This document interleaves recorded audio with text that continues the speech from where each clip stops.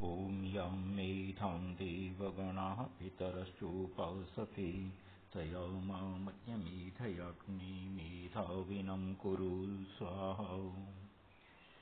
मित्रों, स्नातकोत्तर पूर्वार्ध संस्कृत की कक्षा में आप सबका स्वागत है। MA पूर्वार्ध की कक्षा में आप सबका स्वागत है। हम सब भारतीय दर्शन और उसमें भी वेदांत सार पढ़ रहे हैं। वेदांत सार में कल तक अपन ने जो पढ़ा था वो ये था कि साधन चतुष्टय से संपन्न जो प्रमाता है, जानने वाला है, वह अधिकारी कहलाता है। माने अनुबंध चतुष्टय की पहली वस्तु है अधिकारी। और अधिकारी को अपन ने स्पष्ट समझने का प्रयत्न किया था कि साधन चतुष्टय से जो संपन्न है वह प्रमाता अधिकारी कहलाता है। ये उसका दूसरा गुण था। पहला था कि जिसने विधिवत वेद वेदांग आदि शास्त्रों को पढ़ लिया है, अपने अंतःकरण के कल्मशों को दूर कर लिया है और साधन चतुष्टय से जो है युक्त है, वो प्रमाता अधिकारी कहलाता है। आज अपन पढ़ रहे हैं कि वो साधन चतुष्टय क्या है जिससे संपन्न प्रमाता को होना है। तो इसको अपन देखते हैं। साधनानि नित्यानित्य वस्तु विवेक इह अमूत्र फल भोग विराग समाधि सटक संपत्ति मोक्षत्वानि। ये साधन है चार। पहला साधन है नित्यानित्य वस्तु विवेक। नित्य और अनित्य वस्तु का विवेचन हो जाना, ये पहला साधन है। कौन सी वस्तु इस संसार में नित्य है और कौन सी वस्तु अनित्य है, ये व्यक्ति के समझ में आ जाए तो इसका अर्थ है कि वो पहले इस साधन से युक्त हो गया। जो नित्य वस्तुएं हैं उनके प्रति उसका अलग दृष्टिकोण होगा, जो अनित्य वस्तु है उसके प्रति अलग दृष्टिकोण होगा। ये पहला हुआ। दूसरा है यह अमूत्र फल भोग विराग।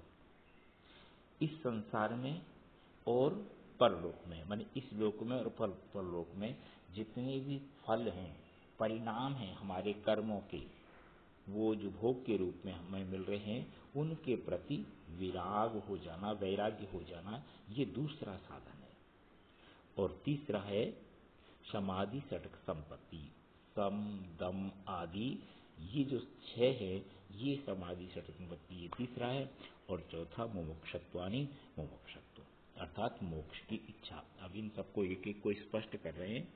नित्यानित्य वस्तु विवेक तावद ब्रह्मैव नित्यम वस्तु ततो अन्यद अखिलम अनित्यमिति विवेचनम। यानी पहला जो साधन था नित्यानित्य वस्तु विवेक, वो क्या है? नित्यानित्य वस्तु विवेक तावत ब्रह्मैव नित्यम वस्तु। ब्रह्म ही एकमात्र नित्य वस्तु है। और ततो अन्यद अखिलम अनित्यम, उससे अतिरिक्त संपूर्ण जो कुछ भी ब्रह्मांड में दिखाई दे रहा है वो सारा का सारा अनित्य है। ये विवेचन हो जाना, ये समझ में आ जाना, ये पहला साधन है। हमारा शरीर है, हमारी वस्तुएं हैं, हमारा घर है, मकान है, इन सबको हम नित्य मान लेते हैं।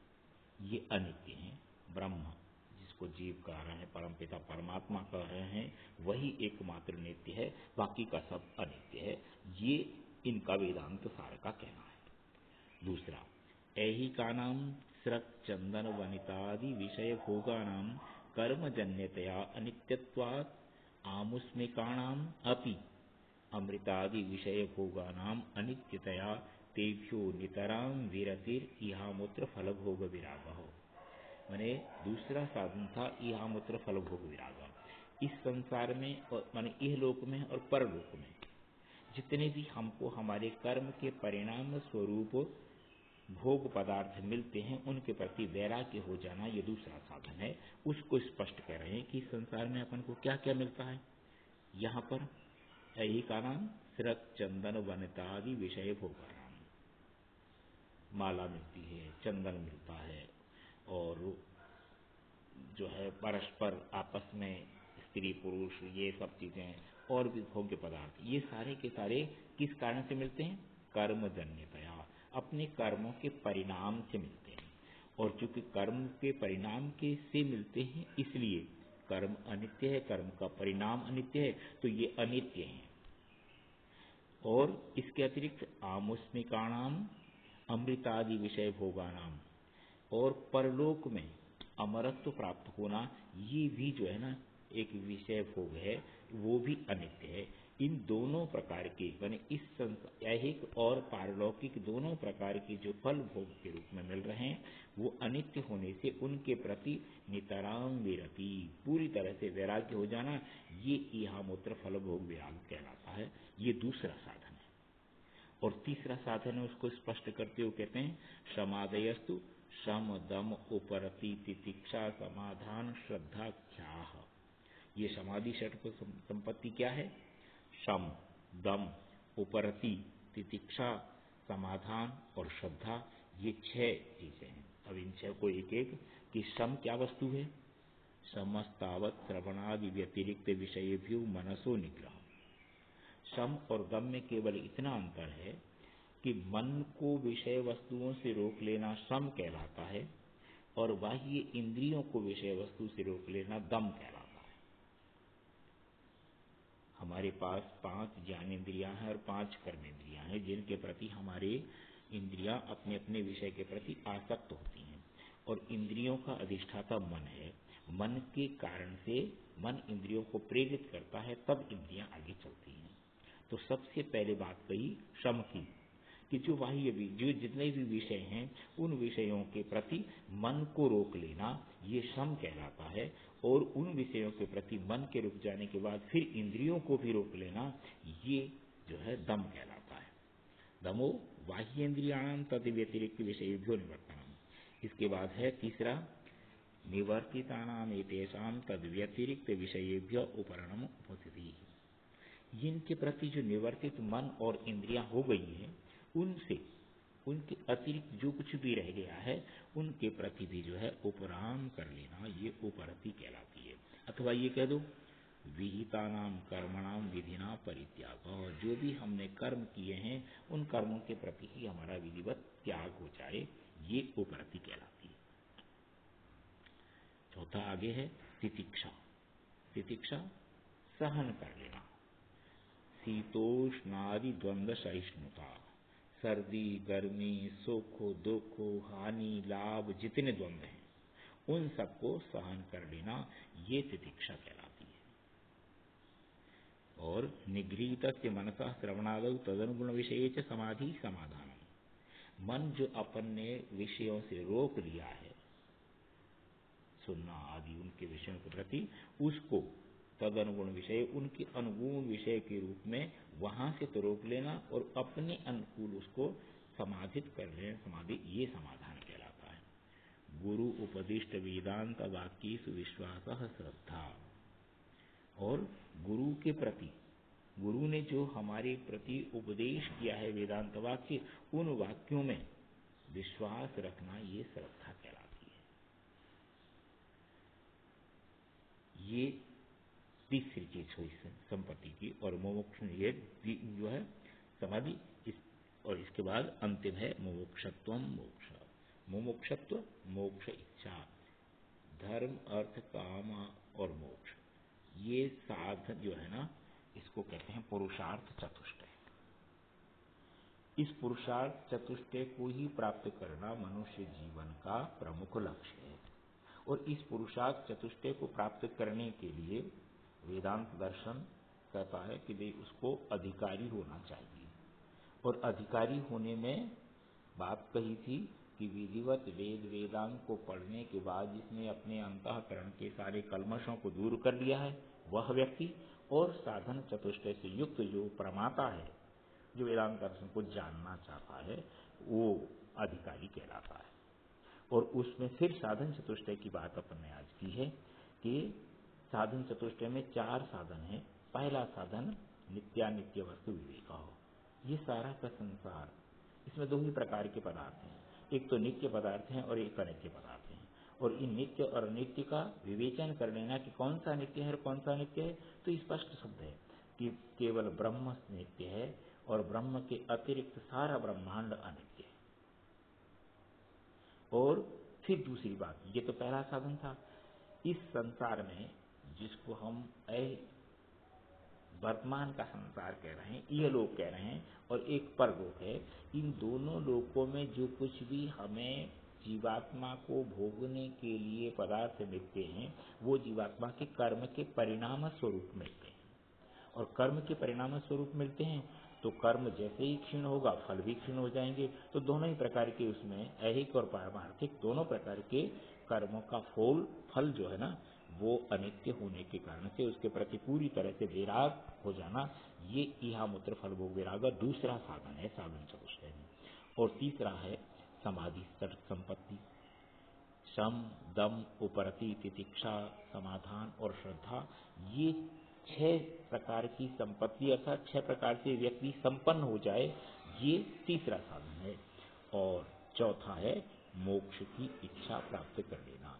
इसका अर्थ क्या हुआ कि जिसको पुरुषार्थ चतुष्टय कह रहे हैं, उसमें मोक्ष तो अंतिम है, बाकी तो पहले 3 है, धर्म, अर्थ, काम।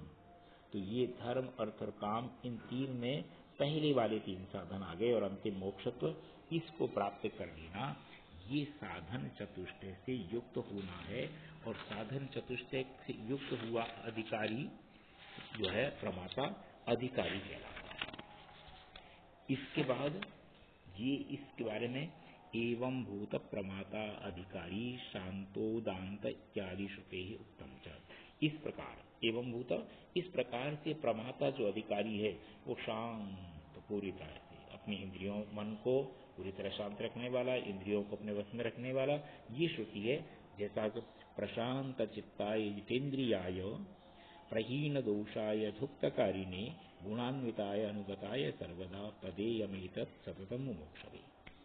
प्रशांत चित्ताय, जिसका चित्त शांत है, और जो जितेंद्रिय है, जिसने सारे अपने दोष दूर कर लिए हैं और जैसा कहता है वैसा करता है और सारे गुणों से युक्त है, समाधि, शरत, संपत्ति आदि जो कहा था उनसे, ऐसे प्रमाता अधिकारी जो मोक्ष की इच्छा करने वाला है, उसको ही सततम प्रदेयम एतत्, यह ब्रह्म विद्या, यह वेदांत दर्शन, यह वेदांत सार पढ़ना चाहिए, ये कहा गया है। ये तो था अनुबंध चतुष्टय में पहला अधिकारी। फिर विषय क्या है? विषयो जीव ब्रह्मैक्यम शुद्ध चैतन्यम प्रमेयम तत्रैव वेदांतानां तात्पर्य। वेदांत दर्शन, वेदांत जिसको कह रहे हैं, उसका तात्पर्य इतना है केवल कि जीव और ब्रह्म ये दोनों एक शुद्ध चैतन्य हो जाएं। जो प्रमेय पदार्थ है वो यही है, उसी में वेदांत दर्शन का तात्पर्य है। अर्थात वेदांत दर्शन का उद्देश्य यही है कि ब्रह्म और जीव की एकता को व्यक्ति समझ जाए और वो शुद्ध चैतन्य अपने आप में अपने को मान ले। ये विषय है, अधिकारी, विषय और उसके बाद का संबंध, और संबंध के बाद प्रयोजन, ये अनुबंध चतुष्टय है। संबंध क्या है? संबंध तो तदैक्य प्रमेय से तत्प्रतिपादकोपनिषद प्रमाण से च बोध्य बोधक भाव।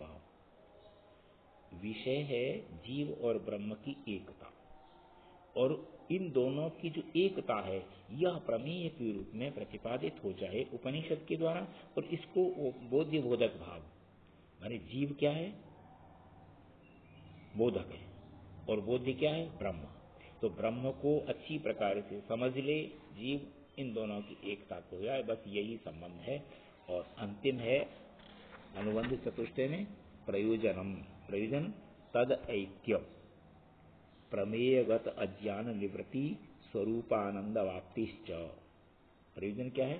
तद ऐक्य, जीव और ब्रह्म की एकता को समझ करके जो प्रमेय पदार्थ था उसको जान करके अज्ञान निवृत्ति, अज्ञान की निवृत्ति, माया रूप अज्ञान जो है, जो आगे आगे कहा जाएगा, उसकी निवृत्ति हो जाना, और स्वस्वरूपानंद वाप्तिश्च, अपने स्वरूप में स्थित होकर के आनंद की प्राप्ति कर लेना, ये प्रमुख प्रयोजन है वेदांत शास्त्र का, वेदांत दर्शन का, वेदांत सार का।